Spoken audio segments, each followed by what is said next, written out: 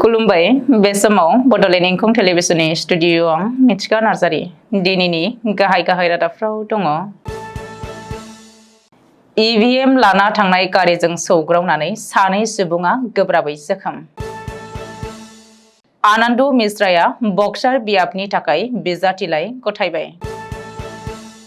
NSCNKY नि न'निफ्राय 1.757 केजि आफिं जब्द खालामदों। आयेन बेरेखायै हाथियार फालांगि खालामनायनि दायाव आलफा उदांनि सासे सोद्रोमाखौ खादों। चिरां जिल्लायाव भट होग्रा सुबुंनि जिउ खहा। दानिया फैदोनि आबुं रादाबाव।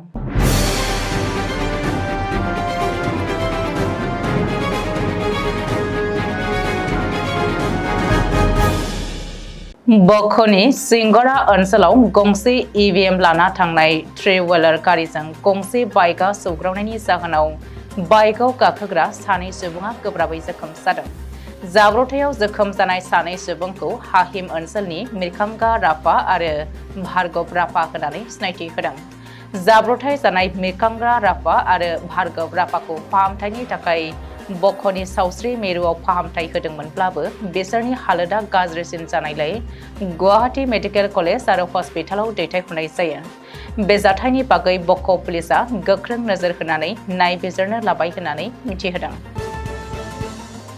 थामथि खोलोबनि लकसभा बिसायख'थि सोलिगासिनो थानाय समावनो लखिमपुर जिल्लानि आगु एसपि आनन्द मिश्राया मंगलबारखालि बिहारनि बक्सार बियाबाव उदां बिजाथि महरै बिजाथिलाइ गथायबाय। आनन्द मिश्राया गावनि टुइटारनि गेजेरजों बे खौरांखौ मिथिहोदों। आनन्द मिश्राया 33 बक्सार बियाबनि जानानै बिजाथिलाइ गथायदों। बिहारनि बक्सार बियाबाव उदां बिजाथि ओंखारनायनि उनावनो ओनसोलनि सुबुंफोरनि बाहागो लानाय आरो गावखौ थुलुंगा खांहोनायखौ गोजोननाय फोरमायदों। बेनि अनगायैबो एप्रिल दानावनो राजखान्थियाव हाबनानै बिसायख'थियाव उदां बिजाथि महरै बाहागो लागोन होननानै बुंथिबावो बिथाङा। बेजों लोगोसेनो सासे मोजां राजखान्थिगिरि जानानै बक्सार ओनसोलनि सुबुंफोरनि थाखाय मोजां हाबा मावगोन होननानै आनन्द मिश्राया फोरमायनानै होबावदों। स्रोद सुलुंनिफ्राय खौरां मोननायनि उनाव ECIB आरो 24 बेटालियन आसाम राइफल्सआ अरुणाचल प्रदेशनि लंडिं ओनसोलाव मोनसे गोख्रों अपारेशन खालामनाय जादोंमोन। बेबायदि अपारेशन खालामनायनि जाहोनाव NSCNKY नि सोमोन्दो गोनां SS केप्टेन एजेन्ट वांसुनि थाग्रा न'निफ्राय 1.757 केजि आफिंखौ जब्द खालामनो हादों। अपारेशन खालामनाय समाव 24 बेटालियन आसाम राइफल्स आरो लंडिं पुलिसआ बेबायदि आयेन बेरेखा फालांगिजों सोमोन्दो गोनां गासै 11 सुबुंखौबो हमनो मोननाय जादों। पुलिसआ हमना मोननाय सुबुंफोरनि गासै 9 सुबुंखौनो म्यानमारनि थागिबि होननानै मिथिनो मोननाय जादों। आयेन बेरेखायै फालांगि खालामनायाव हमनो मोननाय सुबुंफोरखौ नायबिजिरनो थाखाय लंडिं पुलिसनि आखायाव गथायनाय जायो। तिनसुकिया जिल्लानि सिङाव थानाय दुमदुमा ओनसोलाव आयेन बेरेखायै हाथियार फालांगि खालामनायजों लोब्बा थानाय आलफा उदांनि सासे सोद्रोमाखौ ग्रेप्तार।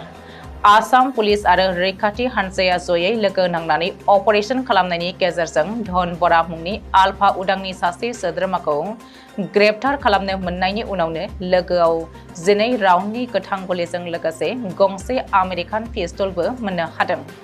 बेनि अनगायैबो स्रोद सुलुंनिफ्राय खौरां मोननायनि उनावनो हर गेजेरनि समसिम अपारेशन खालामनायाव दुमदुमानि खरदैगुरि बरगरायाव थाखुमानानै थानाय दायनिगिरिखौबो हमनो मोननाय जादों। गोजोन थासारिखौ रैखाथि होनायजों लोगोसे हाथियार बाहायनायखौ होबथानो थाखायनो रायजो पुलिसआ ओनसोल नाङैनो गोख्रोङै नोजोर होनायखौ नुनो मोनदों। बबेखानि बेबायदि आयेन बेरेखा जाथायनि सायाव नायबिजिरनाया सोलिगासिनो दं होननानै मिथिनो मोननाय जादों।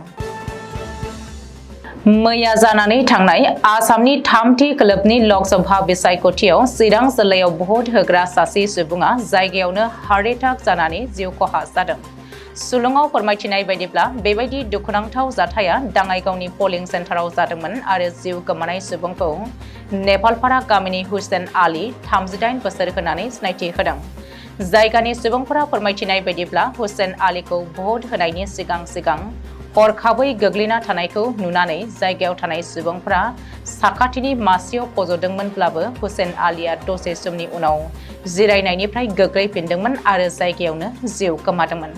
बबेखानि हुसेन आलीआ मा जाहोननि थाखाय हरखाबै बेबायदि जिउ खहा जानांगौ बेनि जाहोनखौ मिथिनो मोननाय जायाखैब्लाबो जायगानि सुबुंफोरा हार्ट एटाक जानानै थैदों होननानै सन्देह खालामदों। हुसेन आलीनि बेबायदि हरखाबै जिउ गोमानाय जाथाया नेपालपारा ओनसोलाव दुखुनांथाव थासारि लाबोदों।